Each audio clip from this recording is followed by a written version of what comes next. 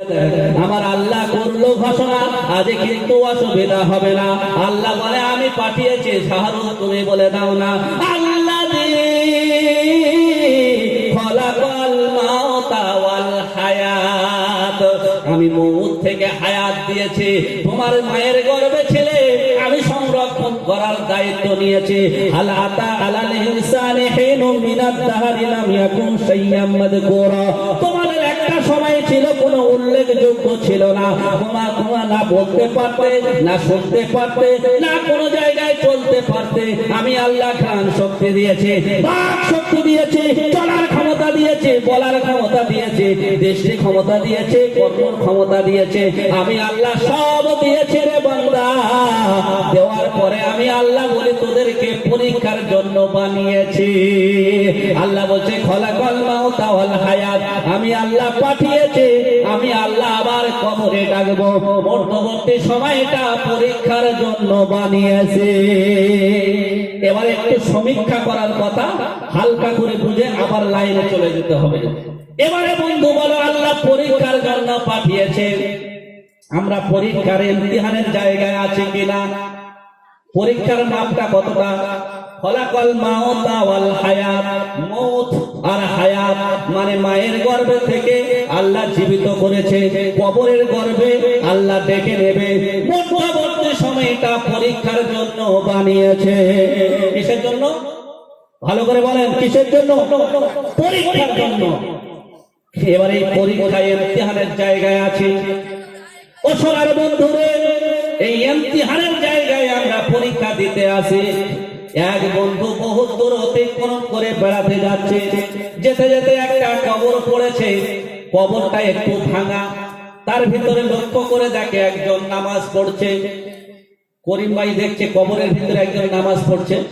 ও তখন কবরবাসীকে দেখছে ওই কবরের ভিতরে নামাজ পড়ছে। এত জায়গায় পছন্দ হলো না, এর ভিতরে পছন্দ হলো। ও নামাজ পড়ছে, নামাজ পড়ছে, অনেকক্ষণ ধরে দৃষ্টি ভরে, নয়ন ভরে, অবাক হয়ে, নিরুপায় হয়ে তাকিয়ে আছে। কখন সালাম ফিরবে, তাকে বলবে বেটা তোর এখানে হলো, এখানে এসছি। তখন আর কি বলছে, ও দাঁড়িয়ে আছে। তখন ওই ব্যক্তিটা নামাজ পড়ার পরে সালাম ফিরলো। তারপরে এ বেটা বলতে লাগলো, বলছে তোমার এত জায়গা থাকতে পছন্দ হলো না? এই 6 নম্বর খাপাড়ার মসজিদ আছে, মাদ্রাসা আছে, এত সুন্দর সুন্দর জায়গা আছে, পছন্দ হলো না? এই ভাঙা কবরে নামাজ পড়ছি। তখন ওই ব্যক্তি বলছে, ওরে বোকা, তুই তো একা খাবি ধোকা, তাই তুই এসছি একা। তুই আমার কাছে একা এসছি, তাই তুমি ধোকা। ওরে কাকা শুনে না, আমি তো কবরবাসী, আমি কবরে চলে এসছি। কবরটা ভেঙে গেছে, তুই আমাকে দেখতে পাচ্ছি, তবে শুনে নাও, আমি যে কবরের ভিতরে আছি দুনিয়ায় যাওয়ার এলোয়া নাই, অনুমতি নাই। বলে তা তুমি নামাজ পড়ছো কেন? দুনিয়াবাসী বলছে কোনোদিন তো শুনি নাই মরণের পরে আর নামাজ আছে, তুমি মরণের পরে কেন নামাজ পড়ছো? ওই কবরবাসী বলছে, ভাই আমি সারা জীবন নামাজ পড়েছি, নামাজ পড়ে এত আত্মীনান হতাম, এত আনন্দ জাগতো, ভালো লাগতো। সারা জীবন নামাজ পড়েছি, মালিকের কাছে দোয়া করেছি, মালিক মরণের পরে কিছু দাও আর না দাও, নামাজ পড়ার সুযোগ দাও। আমার আল্লাহ নামাজ পড়ার সুযোগ দিয়েছে, তাই আমি কবরে নামাজ পড়ছি। বলছে কদিন পড়ছো? একদিন নয়, দুদিন নয়, আমি 400 বছর নামাজ পড়ছি। দুনিয়াবাসী শোনার পরে সাথে সাথে বলছে আলহামদুলিল্লাহ। এর উপর থেকে শোনার পরে বলছে আলহামদুলিল্লাহ। কবরবাসী বলে আলহামদুলিল্লাহ কেন বললি ভাই? বলে তুমি এমনি দুনিয়া নামাজ পড়ে এসছো, আবার 400 বছরের নামাজ, সুবহানাল্লাহ বলবো না? বলছে আমরা তো এমনি পড়তে পারি না। বলে এক কাজ কর, তুই আমার সুবহানাল্লাহ দিবি, বলে এর বিনিময়, এর বেনিফিট, এর জাযা, এর বদলা, এর উপঢৌকন কি হবে, পুরস্কার কি হবে, এর বদলা তুমি কে দেবে? কবরবাসী বলছে আমি 400 বছরের নামাজ দেব। দুনিয়াবাসী বলছে রে তোমার মাথা ফাতা ঠিক আছে নাকি? তুমি আমার সুবহানাল্লাহ সামান্য একটা সুবহানাল্লাহ নিবে আর 400 বছরের নামাজ দিবে, সে আবার হতে পারে নাকি? তোমার মাথা ঠিক নাই মনে হয়, এত কষ্টের নামাজ আমাকে দিবে। বলে ওরে বোকা, তাই এসে খোকা শুনে নাও কাকা, আমার 400 বছরের নামাজের দাম আর তোমার সুবহানাল্লাহর দাম তুমি জানলে আমাকে দিতে না। বলে কেমনে শোনো না? বলে আগে সুবহানাল্লাহ দেবে কি বলো না? বলছে আমি সুবহানাল্লাহ দিলাম, আমার বিনিময়ে তুমি 400 বছরের নামাজ দাও। এ বদল বদল করা হলো। বলে আল্লাহর কাছে বলো মালিক আমি সুবহানাল্লাহ দিলাম, ও আমার 400 বছরের নামাজ দিল। বলে এবারে খুলে বলো। বলছে ওরে বোকা, তোর প্রথম থেকে বলছি খোকা তুই একা খাবি খোকা, তুই এজন্য আমাকে সুবহানাল্লাহ দিলি। বলে কেন? বলে সুবহানাল্লাহর দাম যদি জানতিস পশ্চিম কালে দিতিস না। বলে কেন? দয়ার নবী মায়ার নবী সোনার নবী তিনি বলেছেন পৃথিবীর জগতে কোন ব্যক্তি, পৃথিবীর জগতে কোন ব্যক্তি হাটে হোক আর ঘাটে হোক, মাজারে হোক আর বাজারে হোক, দোকানে হোক আর মাকানে হোক, গাছের তলায় হোক আর ছাদের তলায় হোক, যেখানে যদি একবার সুবহানাল্লাহ বলে, আল্লাহর নবী বলে ওই সুবহানাল্লাহর দাম কত হবে শুনে নাও। আখিরাতের দিনে, কিয়ামতের দিনে আল্লাহ সুবহানাহু ওয়া তাআলা তার এত বেনিফিট দেবে, বদলা দেবে।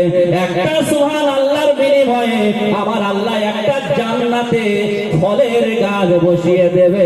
জোরে বলুন না সুবহানাল্লাহ, জোরে করে বলুন না সুবহানাল্লাহ। নারে তাকবীর। একটা সুবহানাল্লাহর একটা দাঁড়াতে হবে, ফলের গাছ হবে রে বন্ধু।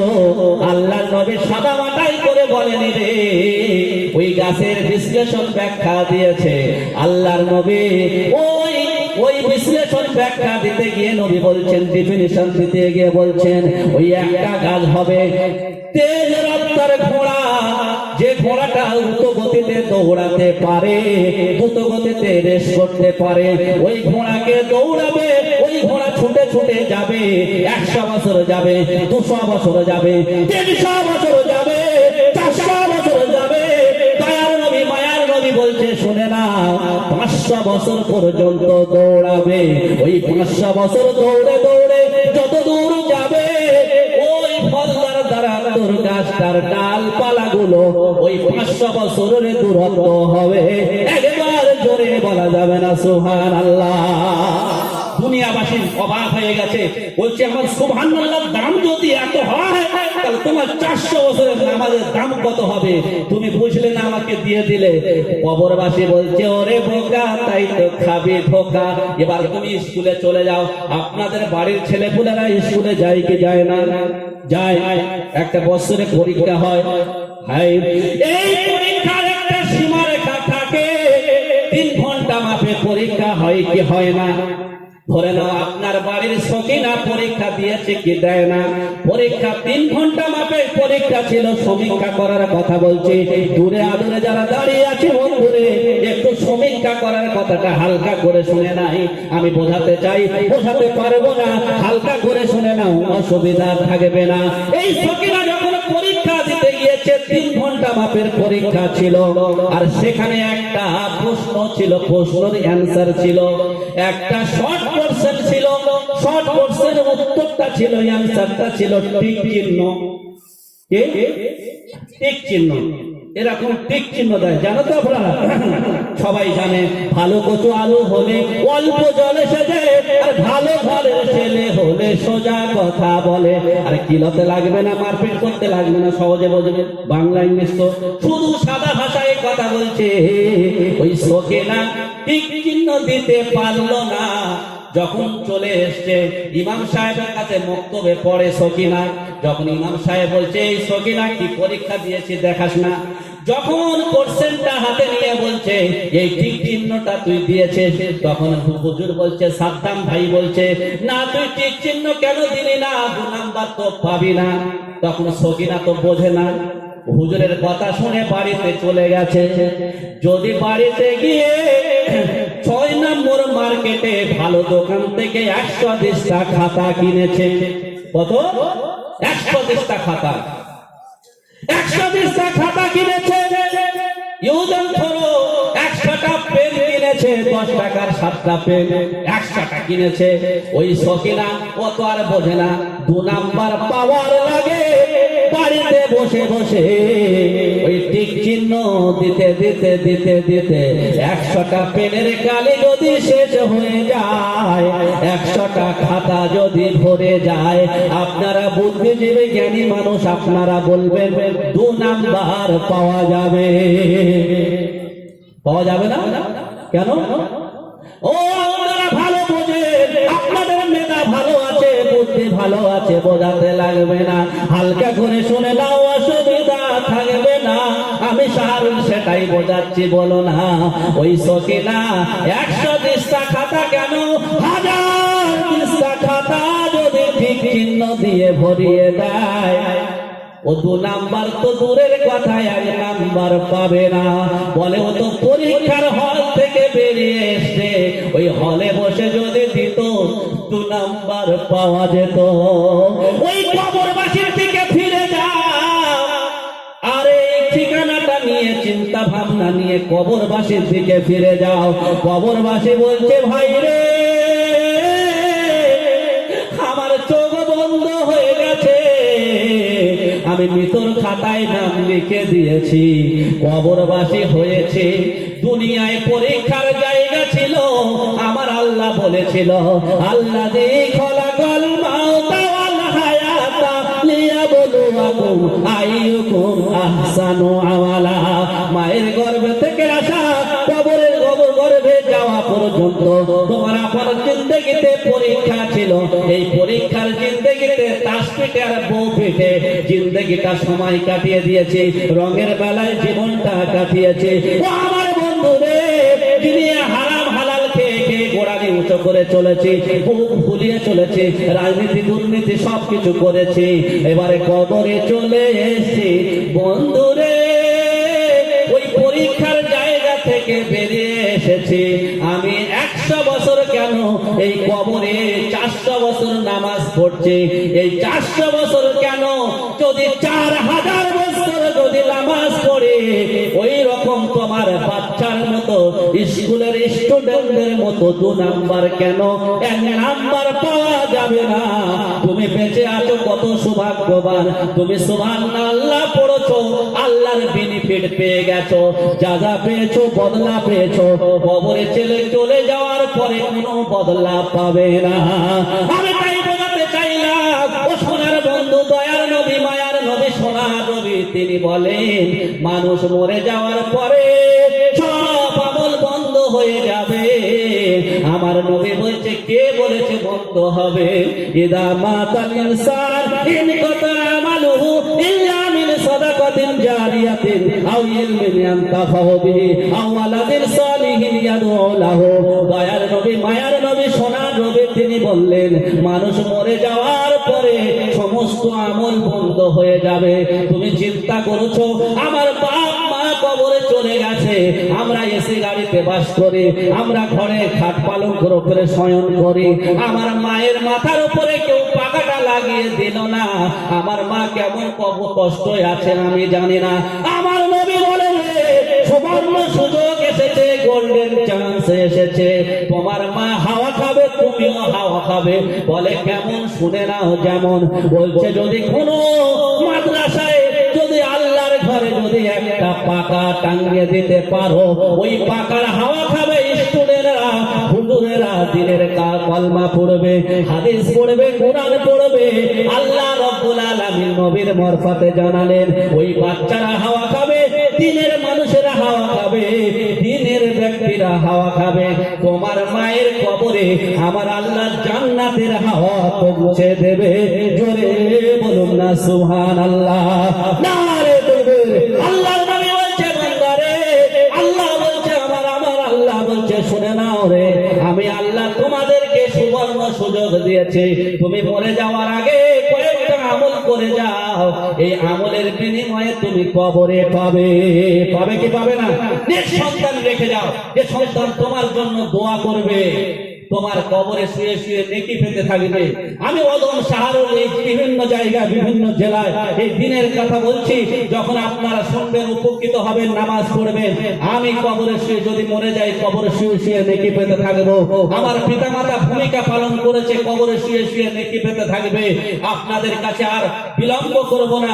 হুজুর বলে আর বেশি টাইম দিও না, আর মানুষদেরকে কষ্ট দিতে আমরা আর পাচ্ছি না। আমি তাই আপনাদেরকে বলে যাই, বন্ধু আপনাদেরকে আমি শাহরুল কষ্ট দিতে চাই না। একটু অল্প করে শুনে যাও, অসুবিধা হবে না। একটু ভালো করে বুঝে যাও না। এক বন্ধুর জীবনের ইতিহাস কয়েকদিন আগে টেলিভিশনে আপনার খবরের কাগজে আপনাদের মগজ ধোলাই হয়ে গেছে, কাজে কিছু হয়নি। নদিয়া জেলার একটা রিক্সা চালকের ঘটনা আপনাদের হয়তো মনে রইল না।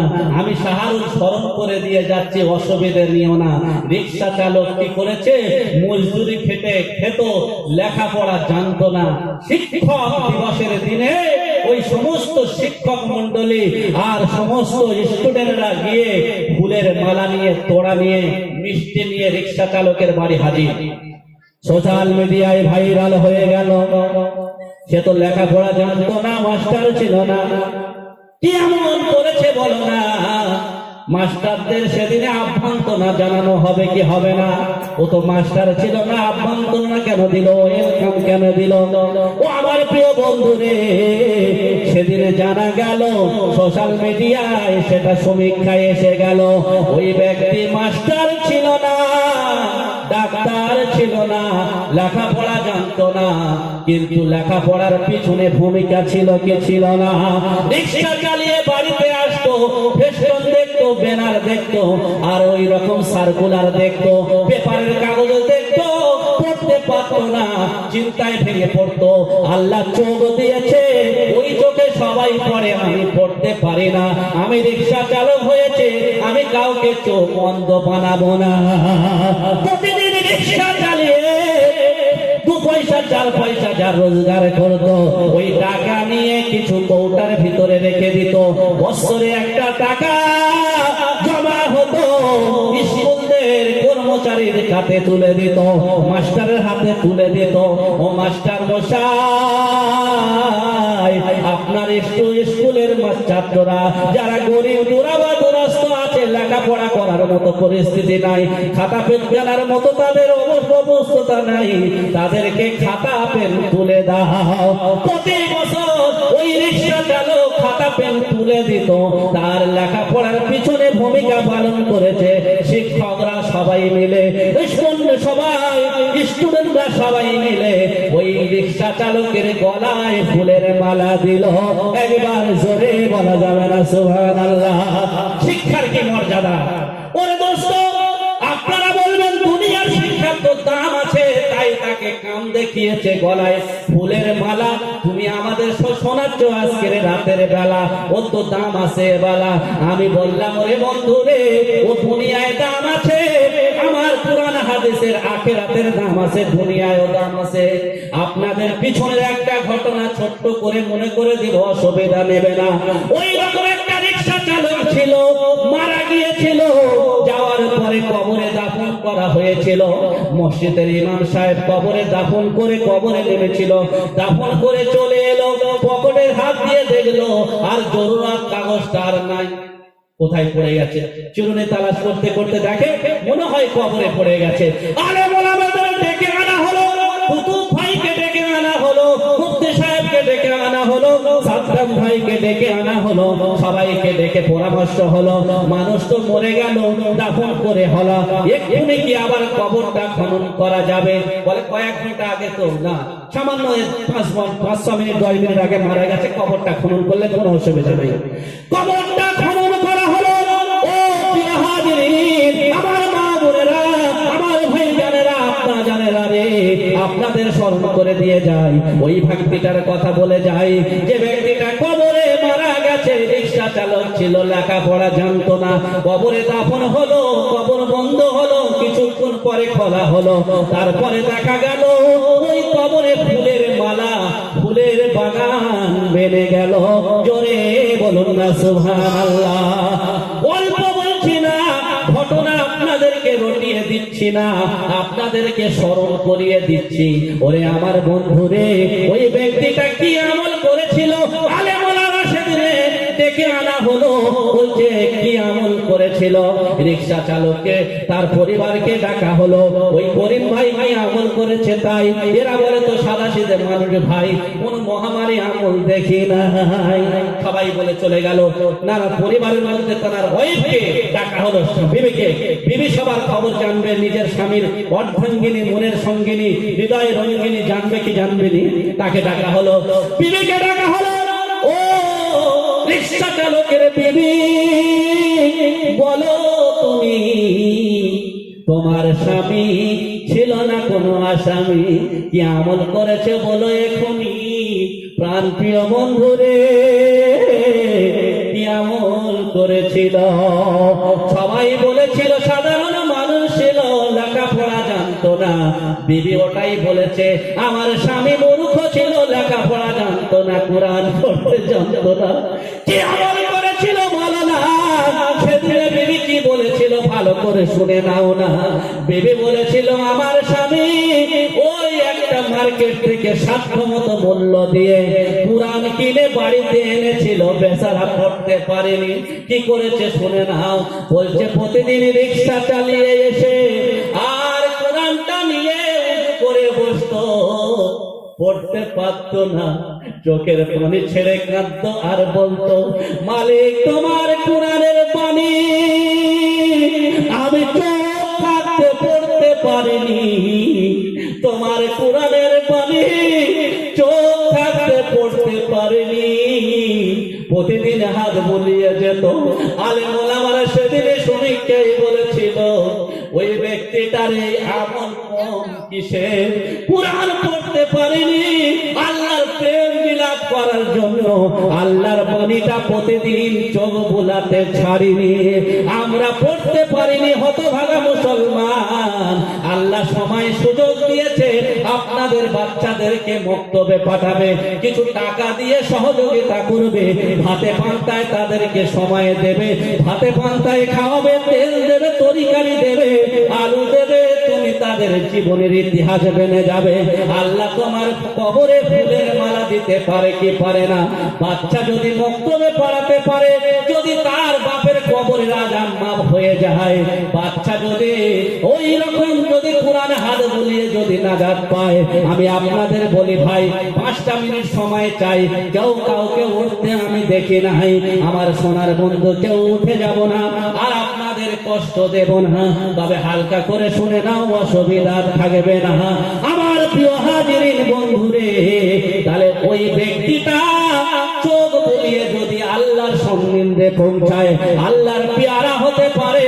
আমরা যদি কচি কচি মাসুম বাচ্চারা মক্তবে পড়ছে, মাদ্রাসায় পড়ছে, আমি কোনদিন ফজরের পরে সূরা ইয়াসিন পড়ি না, রাতে সূরা ওয়াকিয়া পড়ি না, হাত তুলে বাম্মার জন্য দোয়া করি না। এই কচি কচি মাসুম বাচ্চারা মক্তবে পড়ে, সকালবেলা সূরা ইয়াসিন পড়ে বলে, আমাদের যারা পাকার ব্যবস্থা করেছে, চালের ব্যবস্থা করেছে,